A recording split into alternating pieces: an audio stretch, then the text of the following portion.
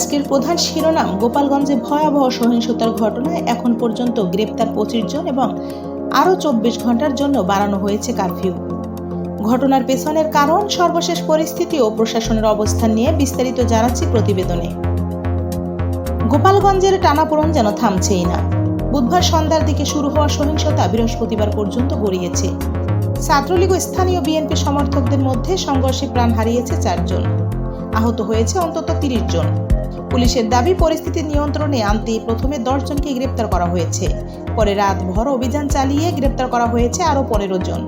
এ নিয়ে মোট গ্রেপ্তার সংখ্যা দাঁড়ালো 25-এ। জেলা প্রশাসক জানিয়েছে, পরিস্থিতি এখনও উত্তপ্ত থাকায় কারফিউ 24 ঘন্টার জন্য বাড়ানো হয়েছে। রাত 9টা থেকে পরবর্তী নির্দেশ না দেওয়া পর্যন্ত সকল ধরনের গণজামায়াত, সভা, মিছিল, এমনকি যান চলাচলও নিয়ন্ত্রিত থাকবে।